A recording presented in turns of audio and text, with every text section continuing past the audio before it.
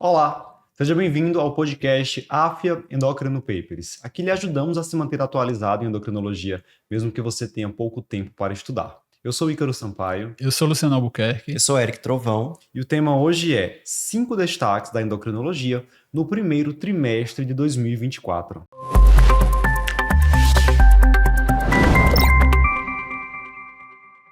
Muitas novidades, né? A endocrinologia é uma especialidade muito dinâmica. E eu cheguei à conclusão de que se a gente fosse esperar completar um ano para falar sobre as novidades, muita notícia acabava ficando velha, a gente acabaria esquecendo de temas importantes, né? E iam passar batido. Então, a gente já tem aqui até o mês de março, final de março, várias notícias importantes nesse mundo da endocrinologia e que merecem ser melhor discutidas. Primeiro tópico. Novos critérios para a liberação da dapagliflozina pelo SUS, né, Luciano? A gente tinha aí a DAPA, um critério anterior, que eram pacientes idosos com doença cardiovascular estabelecida, que não alcançassem bom controle glicêmico com metformina e sulfonilureia. Mas assim, várias tentativas posteriores de tentar aumentar a quantidade de pacientes que poderiam se beneficiar do uso da gliflozina, tendo em vista inúmeros trabalhos que mostram benefícios em pacientes de alto risco cardiovascular, com doença estabelecida, com doença renal crônica, com insuficiência cardíaca, fração de ejeção preservada, fração de ejeção reduzida. Então a impressão que a gente estava é que o critério estava extremamente antigo, né, comparado ao que já existia de evidência. O que é que a gente tem então de mais recente agora? Assim, o primeiro ponto que a gente tem que destacar é que o que foi atualizado, já publicado oficialmente, já está em diário oficial, é o PCDT de diabetes, né? Assim, a gente tem outras propostas em andamento, mas o que a gente tem de atualizado é o PCDT diabetes. A nova norma, que teoricamente já está em vigor, porque já foi publicado no Diário Oficial da União, né, no dia 1º de março, seria de você ter uma redução dessa faixa etária para 40 anos. Então, esse paciente que antes só era liberado a dapagliflozina a partir dos 65, né, aquele paciente com doença cardiovascular, essa idade baixou para 40 anos. Além disso, ele incluiu o paciente com alto risco cardiovascular, né, que tivesse fator de risco associado, e fator de risco bem simples, né, assim, hipertensão, tabagismo, isso aí, e dislipidemia baixou aí para 55 anos para homens, 60 anos para mulheres. Então, assim, aquele 65 já baixou no mínimo aí os 5 anos se for uma mulher com fator de risco, 55 10 anos a menos para homem com fator de risco, ou 40 com doença estabelecida, aí insuficiência cardíaca entra como doença estabelecida, né? De fração reduzida. Né? Isso aí de fração reduzida. Está em andamento a atualização da liberação para insuficiência cardíaca fora diabetes, né? No contexto de ser de fração de ejeção reduzida, porque os estudos mostraram benefício em diabético e não diabético, e na doença renal também, né? Assim, ele também está em andamento critérios para doença renal crônica albuminúrica ter a utilização dos ISGLT2 também. Ou seja, tem muito para avançar ainda, né? Mas a gente tem que ir aos pouquinhos. Sim. Né? Para a gente conseguir a medicação pelo SUS é assim mesmo. A gente sabe que não é um processo rápido. Então, tudo ainda é muito focado para quem tem diabetes. Isso. Mas a gente sabe que a tendência depois vai ser expandir isso para pacientes sem diabetes, com doença renal, com insuficiência cardíaca, questão de tempo. Um ponto que a gente tem que lembrar é como foi colocado no início, né? Assim, como a dapagliflozina está entrando, mesmo a gente sabendo que ela está entrando no contexto para proteção cardiovascular, mas no protocolo ela está entrando para controle glicêmico. Então ela vai ter primeira linha metformina, mais mudança de estilo de vida, se não controlou, adicionar sulfonilureia, glibenclamida ou gliclazida, se não controlou, que vai para ISGLT2. E o que é que você acha dessa sequência que eles Essa sequência é uma furada, né? Mas assim, de novo... Glibenclamida, né? A gente sabe que o ideal é se você fazer terapia dupla, você, nesse paciente desse perfil, já fazer metformina com inibidor de SGLT2. Perfeito. Mas aí ele tá lá escrito desse jeito, não tem um contexto de dose máxima, entendeu? Então não precisa, o paciente tem que estar usando 120 mg de glicazida, tem que estar usando 20 mg de glibenclamida, não. Mas assim, tem que, supostamente, ter uso prévio de metformina e sulfonilureia. Pode até estar dito que ele tomou em algum momento, fez hipoglicemia e tirou, mas tem que estar constando que fez. Lembrando que a glibenclamida tem até associação com eventos cardiovasculares, né? Maior risco de eventos cardiovasculares. Então, dá mais hipoglicemia se for fazer um sulfonilureia, o ideal seria a gliclazida. Sem dúvida. Dentro das duas. Mas é aquilo, você vai ter que explicar isso tudo no laudo, né? É. Você vai fazer um laudo para ser liberado e vai ter que colocar que já foi tentado sulfonilureia, seja ela Isso. qual foi. Certo. Perfeito. E aí, o próximo tópico é uma prova de como a endocrinologia é dinâmica, porque eu lembro que há poucos meses nós publicamos lá uma frase no nosso Instagram, no feed, falando o seguinte: não há medicamento aprovado para tratamento da doença hepática esteatótica. Sim. E aí agora nós temos uma novidade justamente sobre isso, né? Então nós temos um novo medicamento que foi aprovado pelo FDA para tratar a doença hepática esteatótica. Isso. Que remédio é esse? Resmetirom, né? Resmetirom. Resmetirom. Vamos aprender o nome dele. E esse tirom aí não é à toa, né? Esse tirom aí vem de tireoide. Boa, Porque é um agonista do receptor B, do tipo beta, do hormônio tiroidiano. Eu acho que a gente já tem que fazer um alerta que isso não significa que a gente vai usar levotiroxina para tratar a esteatose hepática. Essa medicação é um agonista seletivo, que vai agir ali no receptor hepático, que é onde eu quero agir, que é para tratamento da doença esteatótica hepática. Que né? hoje isso tem que ficar muito Tem claro. que ficar muito claro. É. Não vou sair dando levotiroxina para tratar a esteatose. Eu vou dar essa medicação que é um agonista seletivo. Inclusive, o estudo que validou essa aprovação do FDA, ele mostra segurança da droga em relação a outros efeitos que a gente poderia temer do agonismo no receptor da tireoide. Então, por exemplo, não teve perda de massa óssea, não teve aumento de frequência cardíaca, arritmia, foi seguro do ponto de vista cardíaco. E não teve nem perda de peso, né? Porque assim, o que a gente Isso. tinha de mais evidência anteriormente seriam agentes que têm interferência na perda de peso, né? A gente já tinha alguns estudos com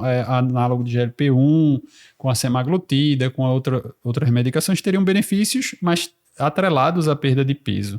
E lembrar que aqui a gente não está falando de tratamento para esteatose, a gente tem visto muita gente falando sobre a questão de custo, porque nos Estados Unidos é $60 mil, $90 mil o preço ano de tratamento, mas o estudo é para evitar a progressão para a cirrose. Então, Boa. pacientes com fibrose F2, F3, que tem risco de progressão, né? O paciente já tem esteatohepatite, tem inflamação ou tem fibrose, e o estudo mostrou que nesse perfil houve melhora, houve remissão. Um paciente Não é que poderia qualquer evoluir. paciente com doença gordurosa. Hepática, aí. exato. A frequência é muito alta, então você tem que pegar esse paciente que já tem uma doença em progressão e que tem evidência, né, de inflamação / fibrose, já com fibrose mesmo, né? Então vai precisar a gente tem que esperar um pouco ainda para ver como vai ser definida essa fibrose. O critério brasileiro, por enquanto, seria por elastografia, por ultrassom ou ressonância, mas a gente vai ter que aguardar a chegada dessa medicação por aqui. Ver o que a Até Anvisa pra vai ver, dizer. exato, Né? ver qual vai ser o contexto, qual vai ser o custo, e quem vai cobrir, se vai ser uma coisa que vão comprar ou vai ter alguma cobertura. Eu acho que vale a ponto discutir duas coisas. O primeiro, muita gente estranhou. Como assim primeira medicação? Não posso usar pioglitazona, não posso usar... Né? Entender que essa é a primeira medicação aprovada, um label para tratamento. Ela é específica, ela já fez patologia da doença. Né? Quando você estimula esse receptor, você aumenta a beta-oxidação de ácidos graxos lá no fígado. É algo específico, desenvolvido especificamente para tratar doença hepática esteatótica. Não é, eu vou pegar aquela medicação que eu faço para obesidade, como análogo de GLP-1, uma medicação que eu faço para diabetes, e aí eu vou fazer aqui para tratar esse paciente também que tem doença hepática. A gente tem essas outras medicações que têm evidência de benefício, né? A gente tem os SGLT2, pode reduzir gordura hepática, a gente tem o GLP-1, pode reduzir gordura hepática. Vitamina E, paciente que não tem diabetes. Vitamina E, pioglitazona, cirurgia bariátrica, a gente tem uma série de medidas que podem ter benefício, mas que são benefícios, assim, associados, né? Não é uma indicação formal naquela E outra coisa que eu queria discutir é a rapidez dessa aprovação após sair o estudo com a droga, porque não foi muito tempo de diferença. É uma tendência e é uma tendência, porque é um problema de saúde pública a questão da doença hepática, né, esteatótica, e que precisa de medicamento, a gente precisa de tratamentos específicos. Então já é uma tendência do FDA estar com essa política de aprovar mais rápido quando a gente tiver dados de segurança e de eficácia nos estudos. Que bom, que bom. Ainda bem. Vou falar só um último comentário sobre isso, que é, olha, como a endócrina é importante, né? Porque no final das contas, quem aí chegou para salvar foi uma medicação que age no receptor do hormônio tiroidiano. Exatamente. Né? Então, ali, salvando o fígado, a endocrinologia. Depois da cardiologia, agora é patologia. Vamos ver. Boa, Eric, boa. Puxando a sardinha, né, pro nosso lado. Nossa terceira novidade, ela é sobre uma das complicações microvasculares que mais tem mudanças recentes, que é a doença renal crônica associada ao diabetes, né? A doença renal do diabetes. Nós temos atualmente 3 pilares muito bem estabelecidos para tratar a doença renal do diabetes, que seria o inibidor da ECA ou o BRA, o segundo pilar, o inibidor do SGLT2 e o terceiro pilar, a finerenona. E aí, há um quarto pilar, que ele é ainda um pouco incipiente, mas agora começa a se estabilizar, que é o dos agonistas de receptor do GLP-1. Uhum. Atualmente, quando a gente olha os fluxogramas para tratar diabetes, a primeira escolha para o paciente com diabetes tipo 2 e doença renal crônica é inibidor do SGLT2, ponto.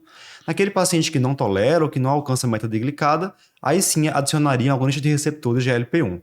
Mas aí a gente teve uma novidade, que foram anunciados os resultados do estudo FLOW, que é um trabalho no qual a semaglutida subcutânea na dose de 1 mg foi comparada ao placebo em pacientes com diabetes e doença renal crônica.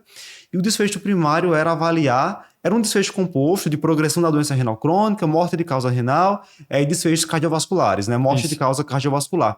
E a SEMA reduziu em 24% esse desfecho. Uhum. Então a gente tem agora um trabalho, o primeiro trabalho, né, Grand Trial, em que o desfecho primário já incluía desfecho renal, né, uma população toda de doença renal crônica, que pode colocar, eu queria saber a opinião de vocês, mas que pode agora trazer a semaglutida para ficar ali no mesmo patamar que a gliflozina em pacientes com doença renal crônica, principalmente se de repente for um paciente que tem doença renal crônica e obesidade. Né? Eu acho que o grande chão aí é isso. É aquele paciente que tem obesidade e tem doença renal crônica, talvez o análogo de GLP-1 vai se tornar preferível nesse paciente, até porque a gente vê pelas diretrizes que a obesidade, as diretrizes para tratar diabetes tipo 2, né, que a obesidade ele tem que ser ali algo que a gente deve considerar desde o início, na hora de escolher a droga. Né? Então, talvez esse estudo seja o start, né, para a gente depois ainda, nos fluxogramas, ter essa linhazinha ali, né? Paciente com obesidade, doença renal crônica, talvez análogo de GLP-1 ser preferível. A gente vai ter que aguardar a abertura do estudo, né? Até porque isso foi só a farmacêutica responsável divulgou, né? O estudo foi encerrado precocemente por eficácia, né? E colocaram ali e divulgaram o resultado. Mas não tem estudo ainda. Não, porque assim, a gente já tem bem estabelecido que os agonistas, os análogos de GLP-1, eles têm benefício na nefropatia, eles têm benefício na redução de albuminúria, de proteinúria, quando comparados com outros agentes antidiabéticos, né? Obviamente que eles ficariam no segundo posto. Pensando assim, os antidiabéticos ficariam no segundo posto depois do SGLT2, porque o SGLT2 reduz ainda mais a albuminúria e reduz também a progressão de doença renal. Como o Ícaro colocou, foi um desfecho primário composto e um compostão, assim, um composto meio Frankenstein ali, né? Juntou muita coisa num desfecho só. Então a gente vai ter que ver, quando realmente abrir esse resultado, o que é que realmente puxou isso aí, porque de repente foi albuminúria, né? De novo, aí você vai dizer... A albuminúria a gente já sabia que reduzia. Já sabia que reduzia, então assim, tem que ver se reduziu progressão de doença renal, se de repente foi proteção cardiovascular, se de repente foi nos pacientes que perderam peso, então aí o efeito não é em relação à doença, sim a perda de peso, se é uma amostra de paciente com doença renal crônica com obesidade, então assim, isso tem interferência, a gente sabe que a obesidade é a história da gordura perirenal, tem um processo inflamatório local, parácrino, né? Então, o paciente obeso tem maior taxa de inflamação a nível glomerular mesmo e tem piora de controle pressórico pelo rim. Então, assim, você vai ter que esperar um pouquinho para ver quem foi que realmente se beneficiou. Se aí vai, obviamente que isso é legal porque a gente vai cada vez mais individualizando e tendo mais argumento, né? Assim, a medicina de precisão, como foi colocado, a né? tendência é essa. A gente vê, como eu estava falando, os fluxogramas aí que a gente tem hoje em dia para tratar diabetes tipo 2, cada vez tem um braço a mais, né? Porque a gente vai individualizando mais. E reforçar aqui, o Ícaro já falou, mas é bom reforçar, esse estudo foi para pacientes com diabetes tipo 2, né? A gente não está falando ainda de paciente com doença renal crônica sem diabetes. Né? E a dose, inclusive, foi de 1 mg, que é a dose para tratar diabetes. Né? Não foi nem a dose para tratar a obesidade. Né? Precisa ver como é que foi aí a perda de peso desses pacientes. Isso é importante checar. Sabe ainda, né? Então, enchendo a bola dos vocês endocrinologistas, nós endocrinologistas, né? Aí a gente já dominou a cardio, já dominou a hepato, agora vamos para nefro. A gente tá salvando a nefrologia, né? Aí, que vem os inibidores de SGLT2, agora os análogos do GLP-1. Todas as linhas. Muito bem. Os próximos 2 tópicos, eles envolvem um mesmo agente, né? A participação de um mesmo agente, que é a insulina semanal. Eu vou começar por Eric. Eric, o que aconteceu de mais recente que fez com que nós ficássemos mais próximos ali da aprovação da insulina semanal? Então, a gente teve aprovação pelo órgão regulador europeu, né, o EMA, que aprovou a insulina, a Icodec, né, a Icodec, se falar em inglês, que é a insulina semanal. A gente tem o programa IONWARDS, que avaliou segurança e eficácia, que mostrou que pacientes, bom frisar isso, com diabetes tipo 2, né, com diabetes tipo 1, teve mais hipoglicemia, então aí o buraco é mais embaixo. A aprovação foi para diabetes tipo 2. Né, baseado nesse programa, nesses estudos, a gente teve agora a aprovação lá europeia. Né, e isso já deixa a gente, né, aquela ansiedade, aguardando o FDA aprovar nos Estados Unidos e, claro, a Anvisa quer aprovar e trazer essa medicação que a gente sabe que é uma modificação estrutural que eles fizeram na insulina, mudaram aí um dos aminoácidos de lugar, colocaram aí um ácido graxo que tem uma afinidade maior pela albumina, e isso aumentou muito a meia-vida da insulina. Então agora é uma insulina que a gente pode fazer uma vez por semana, diminuindo em muito o número de picadas ao dia, de aplicações ao dia. Então ver o quanto de benefícios pode trazer para a qualidade de vida dos nossos pacientes com diabetes tipo 2, né? Então a gente aguarda com ansiedade a chegada da insulina. E essa agência europeia de medicamentos, ela é conhecida por ser rigorosa, né? Nas avaliações. Então essa opinião favorável deles para a aprovação, para a comercialização, pode acabar influenciando, né, as outras agências em todo o mundo. Eu acho que não e a gente acabar tendo um avanço nisso. Tem tudo para ser aprovado, né? Assim, a medicação já foi testada em vários cenários diferentes, já foi só troca de basal, já foi com basal bolos, já foi com droga oral mais basal. Não tem mais o que comprovar. Depois do que saiu no Congresso da ADA ano passado, assim, já tá até tarde essa aprovação. Claro que a gente sabe que vai chegar no Brasil, vai aprovar pela Anvisa, aí tem toda a questão aí de precificação, de chegar, vai demorar. Né? Mas demora, né? A gente tem tirzepatida aprovada aqui no Brasil para diabetes há um tempo e não chegou e nada de chegar ao mercado. O Wegovy também, né? A preocupação que tem com a Icodec é que você vai fazer a dose da semana toda de uma vez, né? Sim. Então, assim, você imaginar, por exemplo, um paciente que toma 10 unidades ao dia, você vai fazer 70 unidades de uma vez, né? Então, assim, se você fizer a conta para quem toma 30, vai ser 210 unidades. Então, agora ela é mais concentrada. Exato, é mais concentrada, o volume é menor, não vai ter nenhum problema com a aplicação. O volume vai ser equivalente, né? É como se ela fosse 7 vezes também mais concentrada, né? O volume vai ser equivalente à dose que a gente já usa.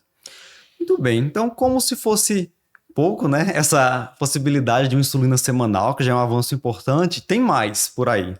Luciano, a gente teve um trabalho recente que mostrou o benefício de uma associação agora da insulina semanal com a semaglutida, que também é semanal. Que trabalho foi esse? Aí é o Combine, né? O Combine 3. Ele, inclusive, era o que a gente mais esperava, assim, o que a gente mais espera e o que a gente mais vislumbra, né? A gente já tem essa associação fixa, análogo de GLP-1 com insulina basal de uso diário, né? A gente tem 2 apresentações e agora a gente vai ter, desde que foi falado sobre a Icodec, né, de uma dose semanal de insulina, a gente já tinha a semaglutida aí há algum tempo, a gente de cara já pensou nisso, né? Não, vai ser massa, a gente vai juntar a insulina basal semanal com o análogo de GLP-1 semanal, né? Então, para quem tem diabetes, é um resultado muito, muito, muito interessante, muito significativo, porque foi o mesmo desenho que já tinha lá no programa Dual, né? Foi o programa original que eles fizeram com essa associação liraglutida-glargina.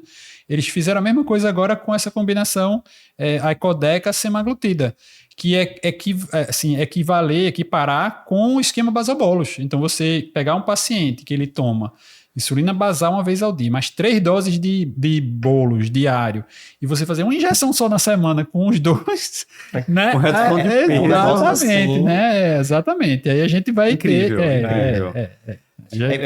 Você imagina que, a gente tá esperando, acabou de falar que tá esperando a insulina semanal chegar. Quando a insulina semanal chegar, já vai ser o benefício de a basal ser só uma vez por semana, mas precisa continuar, naquele paciente que faz basal bolos, precisa continuar aplicando a insulina rápida todo dia. Sim. Isso. Aí você agora tem a perspectiva de substituir, né, essa insulina rápida pelo análogo de GLP-1 semanal associado à insulina semanal. E assim, tem o menor risco, né, de hipoglicemia em relação ao paciente que faz ultra rápida. Não ganha peso. Sem ganhar peso. Veja. Cabe sempre aquele destaque, né? Veja, vamos lá olhar direitinho como as coisas são, para ninguém também estar interpretando errado. Não é que ele pegou o paciente que já estava em esquema basal bolos, né?